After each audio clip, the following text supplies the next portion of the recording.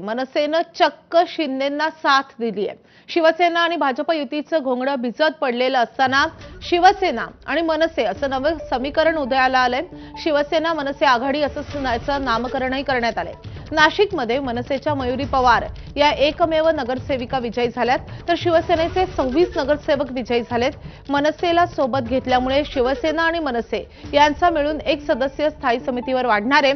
मात्र ठाकरेंच्या शिवसेनेसोबत निवडणूक लढण्यावर आता मनसेच्या एकमेव नगरसेवकानं सत्ता स्थापनेआधी शिंदेंची साथ दिल्यानं राजकीय चर्चांना उधाण आलंय। स्थायी समिती, प्रभाग समिती, स्वीकृत नगरसेवक आणि पालिकेतील विविध समित्यांवरची राजकीय समीकरणं यामुळे आता बदलणार आहेत। नाशिक महापालिकेच्या सत्ता समीकरणांमध्ये आता मोठा बदल अपेक्षित आहे, कारण मनसेनं आता शिवसेनेला साथ दिली आहे। नवनिर्माण सेनेचा नाशिक महानगरपालिकेमध्ये एक नगरसेवक निवडून आला होता आणि त्या अनुषंगाने आम्ही आमचा स्वतंत्र गट बनवला होता। परंतु आगामी महाकुंभमेळ्याचे जो आहे नाशिकमध्ये त्यात जे विकास कामं होणं गरजेचं आहे, तो बघितला आपण तर तो महाकुंभमेळा जो आहे तो आमच्या प्रभागातच आहे आणि अशा परिस्थितीमध्ये विकास कामं ही झाली पाहिजे, त्या दृष्टीने आम्ही हे सर्व शिंदेंच्या शिवसेनेबरोबर गेलेलो आहोत। तिकडे मालेगावमध्ये महापालिका निवडणुकीमध्ये एमआयएम तटस्थ राहणार आहे। एमआयएम कडून राष्ट्रीय नेतृत्व आणि मालेगावमधील वरिष्ठ नेत्यांची खासदार असदुद्दीन ओवैसी यांच्यासोबत झालेल्या बैठकीनंतर त्यांनी हा निर्णय घेतलेला आहे। या निर्णयानुसार महापौर व उपमहापौर निवडणुकीमध्ये एमआयएम पक्षानं तटस्थ राहण्याचा निर्णय घेतलाय।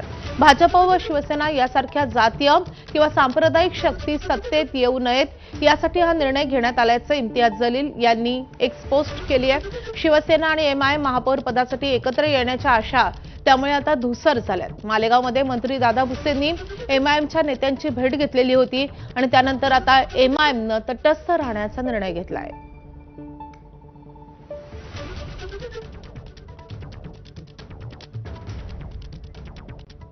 तर राज्याच्या अनेक महानगरपालिकांमध्ये महापौर आणि उपमहापौराची निवडणूक पार पडते। आज नाशिक, नागपूर, कोल्हापूर, सोलापूर महापालिकेची निवडणूक पार पडते। नाशिक महापालिकेच्या महापौरपदी हिमगौरी आडके यांची बिनविरोध निवड झाली आहे, तर शिवसेनेचे विलास शिंदे हे उपमहापौरपदी विराजमान झालेत। सोलापूर महापालिकेच्या महापौरपदी भाजपच्या विनायक कोंड्याल यांची बिनविरोध निवड झालेली आहे। तिकडे कोल्हापूर महापालिकेवर पहिल्यांदाच महायुतीनं सत्ता स्थापन केली आहे। भाजपच्या रुपाराणी निकम यांची महापौरपदी निवड झाली आहे। भाजपच्या रुपाराणी निकम यांना 46 मतं पडली आहेत, तर काँग्रेसचे सचिन शेंडे यांना 35 मतं पडली आहेत। तर नागपूर महापालिकेच्या महापौर आणि उपमहापौर पदासाठीच्या निवडणुकीची प्रक्रिया सुरू झाली आहे। भाजपच्या नीता ठाकरे यांची निवड झाली आहे।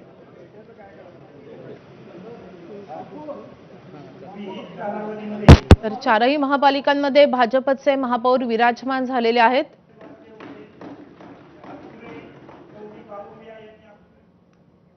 तर धुळे महापालिकेमध्ये मायादेवी परदेशी या महापौरपदी विराजमान झाल्यात। ज्योत्स्ना पाटील धुळे महापालिकेच्या उपमहापौर असतील। धुळे महापालिकेच्या महापौर पदासाठी आज जिल्हाधिकारी भाग्यश्री विस्पुते यांच्या अध्यक्षतेखाली विशेष सभेचं आयोजन करण्यात आलेलं होतं। या विशेष सभेमध्ये भाजपच्या मायादेवी परदेशी यांची महापौरपदी तर ज्योत्स्ना प्रफुल्ल पाटील यांची उपमहापौरपदी एकमतानं निवड झाली आहे।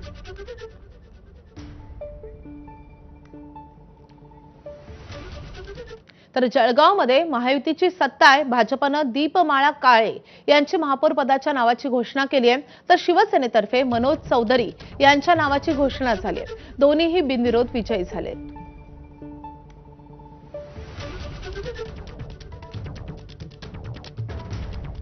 तर परभणी शहर महानगरपालिका निवडणुकीनंतर आता महापौर आणि उपमहापौर पदाची निवडणूक पार पडते आणि या निवडणुकीच्या अनुषंगानं सर्वाधिक जागा असलेल्या ठाकरेंच्या शिवसेनेकडून 6 जण महापौर पदासाठी रिंगणात उतरलेत।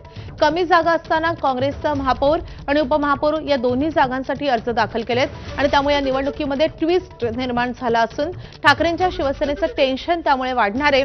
तिकडे भाजपनेही 3 उमेदवार निवडणुकीत उतरवलेत, तर राष्ट्रवादी अजित पवार पक्षानेही 1 जण उभा केलाय। एकूण 14 जण या महापौर पदाच्या निवडणुकीच्या रिंगणात असल्यामुळे परभणीमध्ये महापौर पदाच्या निवडणुकीमध्ये चांगलीच खिचडी झाल्याचं चित्र आहे।